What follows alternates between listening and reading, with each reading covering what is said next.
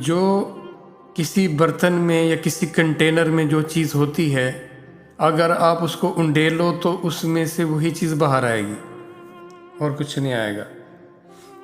ہماری لوگوں سے جو گفت و شنید ہوتی ہے، بات چیت ہوتی ہے، وہ اس وجہ سے دنیا والی ہے کیونکہ ہمارے اندر دنیا داری یا اس سے ریلیٹڈ چیزوں کی، کاموں کی، خواہشوں کی اہمیت بھری ہوئی ہے۔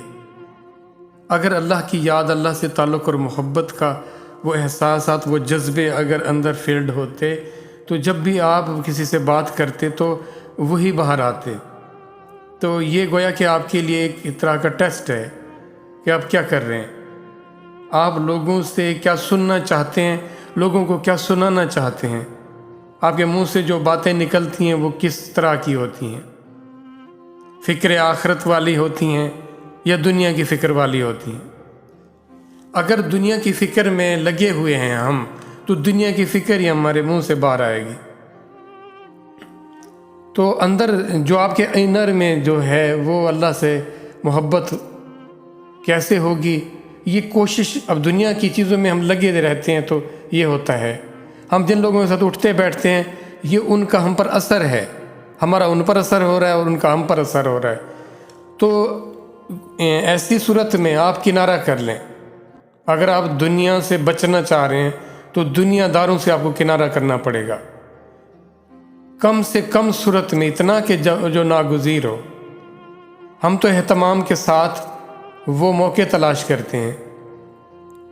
تو یہ ناقدری ہے اللہ کے رزق کی۔ اب اللہ کا رزق کیا ہے؟ اللہ کا رزق ہر وہ چیز ہے جو آپ کو میسر ہے۔ اس میں سب سے جو پہلے آتا ہے نا، وہ آپ کا وقت آتا ہے، اپنا وقت۔ پھر کھانے پینے کی چیزیں تو ہیں ہی، آپ کی جو صلاحیتیں ہیں، جو آپ کے اندر استعداد رکھی گئی ہے، جو آپ کے اندر انرجی دی گئی ہے، جو آپ کو کیفیات پھر آتی ہیں، یہ ساری چیزیں اللہ کا رزق ہیں۔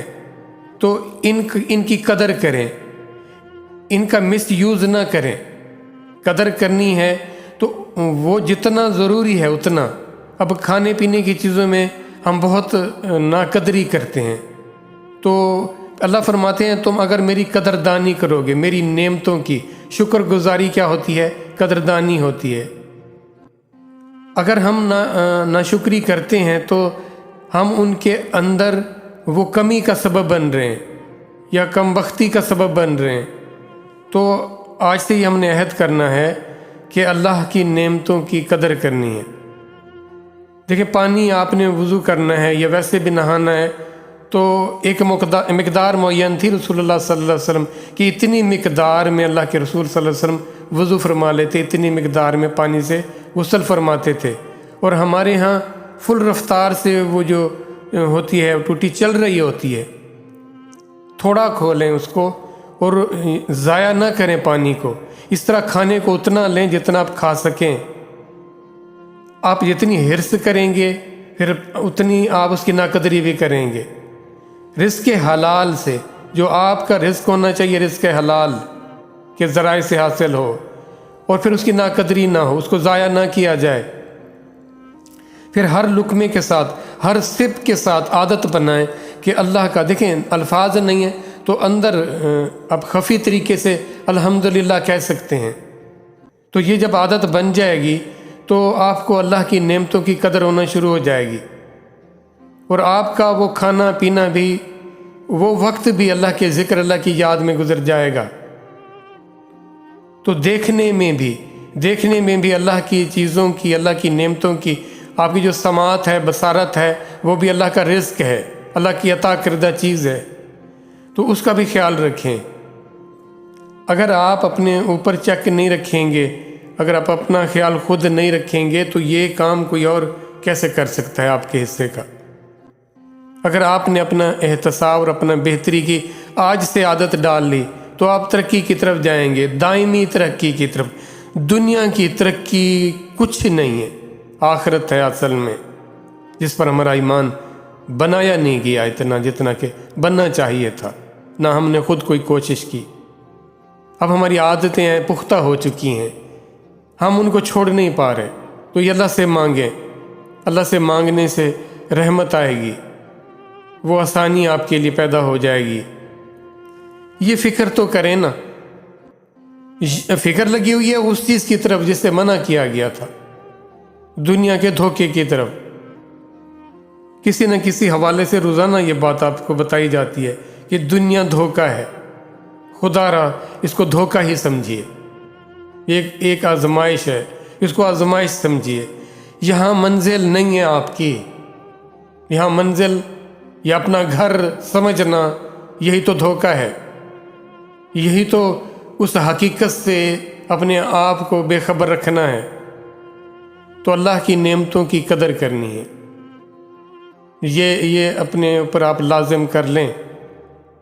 اور اللہ نے جو آپ کو موقع دیا ہے نماز کا، زکوٰۃ کا، صدقہ اور خیرات کا، ذکر اذکار کا، حج کا، تو اگر آپ اس کے اہل بنتے ہیں حج کے یا زکوٰۃ کے یا صدقہ خیرات کے، تو پہلی کوئی اس میں ادھر ادھر نہ سوچیں۔ شیطان یا آپ کا نفس کہے گا اس کے بدلے میں یہ دنیا کے کام کر لو، اس میں ترقی آ جائے گی، بہتری آ جائے گی، انکم بڑھ جائے گی، پھر کر لینا۔ اصل میں ان کا ٹارگیٹ ہوتا ہے آج اس کے دماغ میں جو بات آئی ہے نا، کسی طرح آج ادھر سے ادھر کر دیں اس کو، نیکسٹ پھر دیکھ لیں گے، ابھی تو اس کو بچائیں نا نیکی سے، خیر سے اس کو بچا لو۔ کس طرح شیطان یہ چاہتا ہے کہ اس کو اگر یہ نہیں مان رہا تو وہ یہ دیکھتا ہے کہ اس کو بڑی خیر سے بچا کے چھوٹی خیر میں اس کو خوش رکھوں۔ تو اپنی بھی فکر کرنی ہے اور اپنے گرد و پیش میں رہنے والوں کی بھی فکر کرنی ہے۔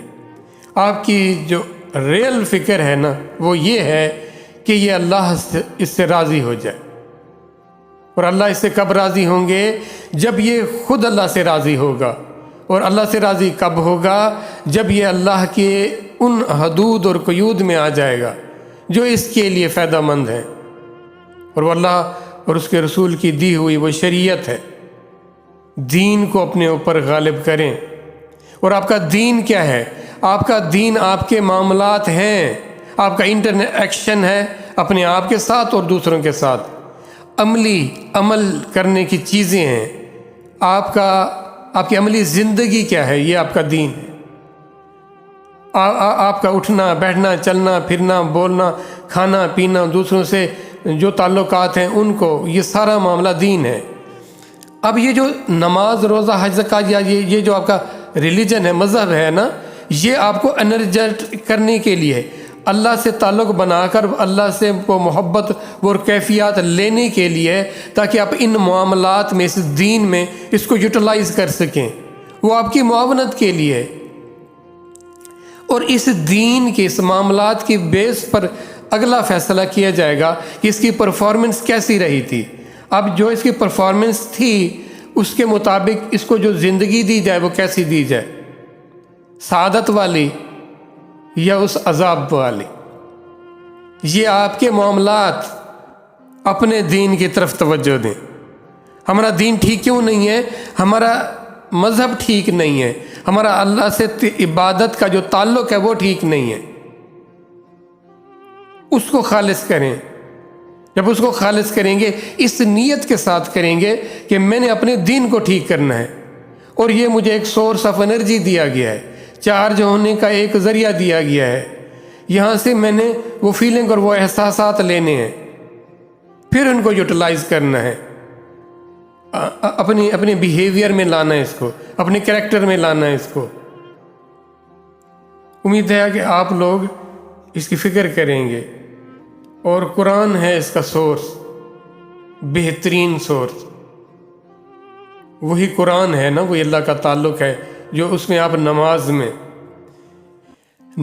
میں جو آپ کی تسبیحات ہیں، جو آپ اللہ سے مانگتے ہیں، وہ تبھی ہوتا ہے جب آپ اس سے پہلے قرآن پڑھ چکے ہوتے ہیں۔ کم از کم سورۃ فاتحہ تو آپ پڑھتے ہیں نا ایک رکعت میں، اور کچھ تھوڑی سی آگے تلاوت ایک دو آیات پڑھ لی۔